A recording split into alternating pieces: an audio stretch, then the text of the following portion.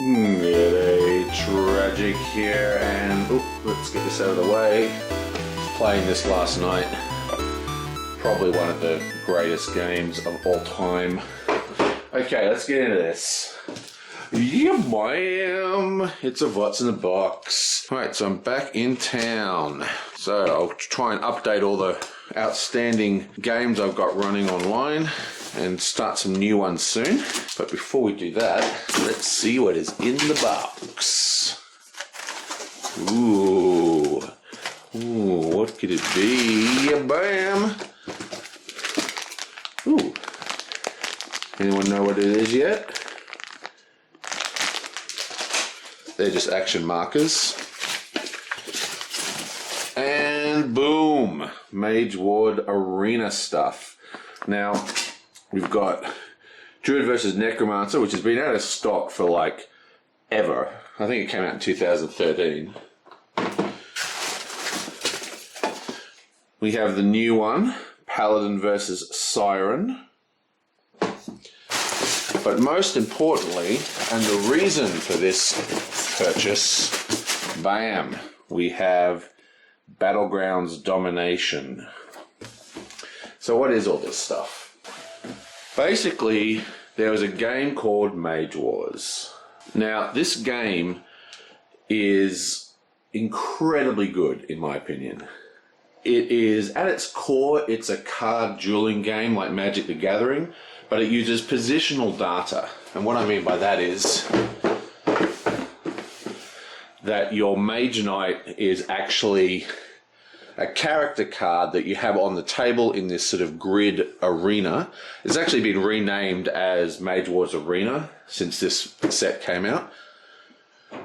But you move through it and you can, you've got your spells in addition to the, the attack, blocking, manipulation kind of effects we're used to. It also had range, like how many squares it could attack into, and blocking effects like Wall of Fire and other kind of cool things like that. It's an extremely good game, and its other big innovation, let's just have a look.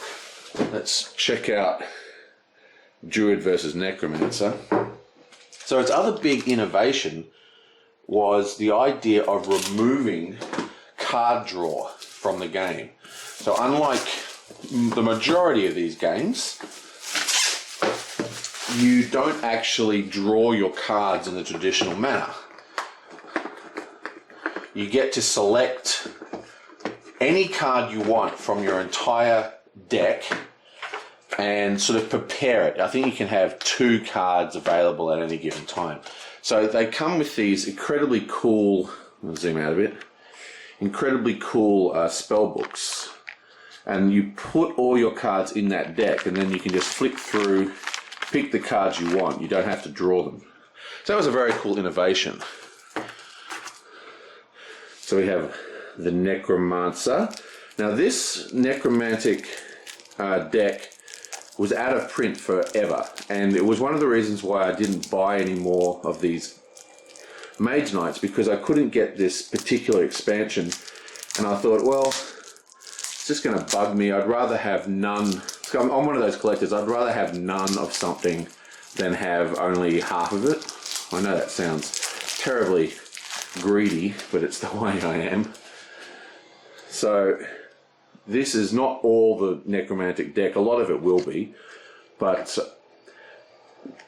what's cool is because of this system here with the spell book, and the fact that the Necromancer, and well, not just Necromancer, all the Mage Knights come with a nice pre-made deck for that spell book, you can just jump straight into playing this game. You don't have to go through the deck construction woes that you do with other multiplayer card games like, say, Doomtown, where you've all got to build a deck. You can just jump straight into this and then sort of modify the deck as you play. Oh, I don't like that spell, let's put in a new spell.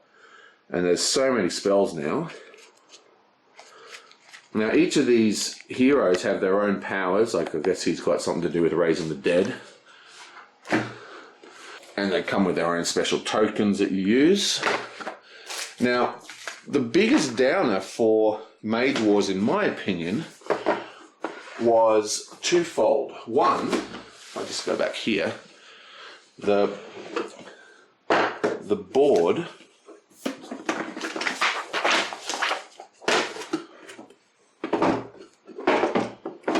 which is a huge board actually.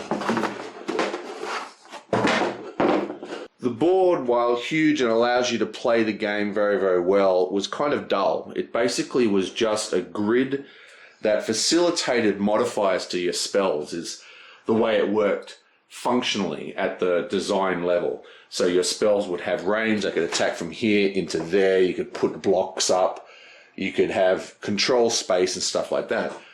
But even so, the board was kind of dull, and that always bugged me about this game, despite how good it was. But no longer! Because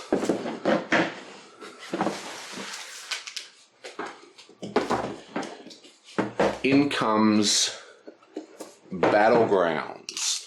Now, Battlegrounds does a couple of things which I think is extremely important.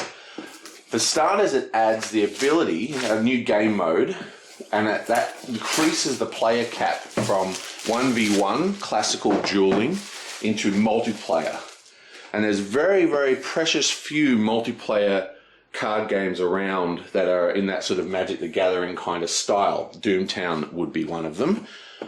But again, as I said, the deck system and the fact you've got these predefined Mage Knights sort of removes a lot of the slow start for new players because you can just jump straight in.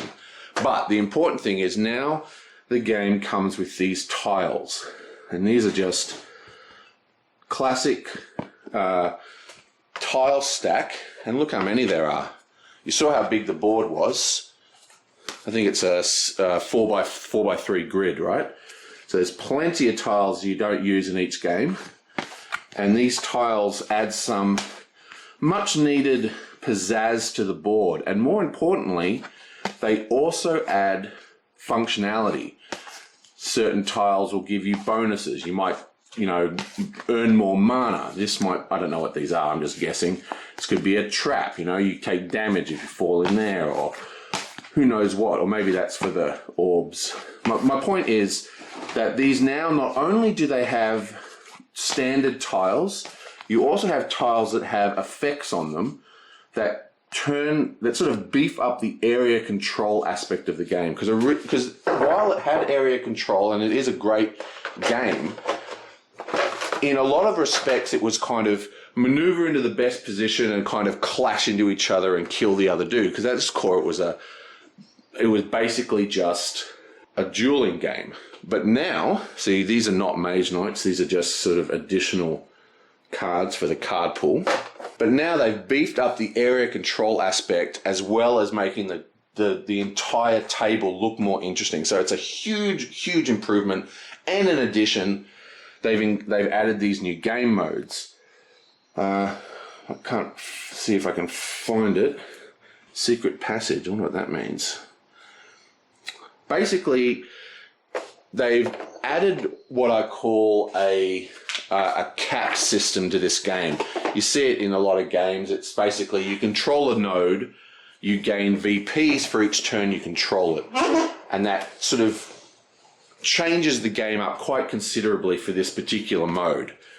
And what it really allows you to do is play multiple players. Team versus team is a thing, capture the flag is now a thing, and free-for-all is now a thing like it always was. So basically, this expansion is a fantastic expansion. It improves one of the big problems, increases the player cap, and adds this excellent new mode that increases area control aspect, which is what really set this apart along with the spell deck thing. Now, in addition, I also picked up these two guys. I won't open the Paladin set. I've already opened the Necromancer one. Oh, I may as well. So, these guys are just the mages themselves. Now, I've got the Force Commander Warlord set as well. So, along with the 4 in the base game, I now have 10 mages, which is quite a decent amount. I don't know if I'll be getting more. There is a number of smaller expansions that don't have the blah blah versus blah blah on them, but they're kind of like additional versions of the same class. So each class, so that's the actual Mage Knight that you have on the table. So each class has, each class has their own power, right? Their own special effects that are only for that particular Mage Knight.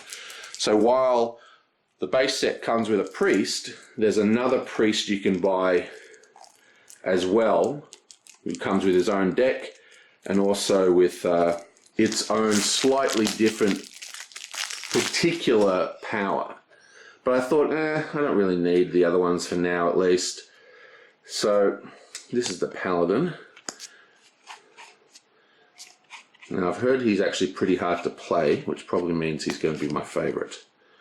I always like taking the weakest and turning them into the best. Because it does have that entire deck building aspect you see in TCG card games. Like, it comes with pre-made decks, but there's hundreds of cards in the card pool that won't be used.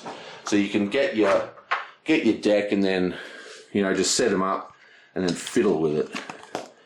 So that is that pretty much. And finally, the last thing, which is kind of annoying as a gamer, but you actually have to buy your own set of action markers for the second and third player if you want to utilize the new Dominion game mode, Domination game mode. So that is it. I've updated my Mage Wars collection. Now, Mage Wars was, a while ago I spoke about how I was trying to avoid buying endless card games, and this is an endless card game. And last year at some point I sort of updated a lot of my card games and said, okay, I'm done. This was always on the list to update, but when I went to do it, this was completely out of print still. It'd been out of print for years. But that's when I found about this thing here, which made it a must buy.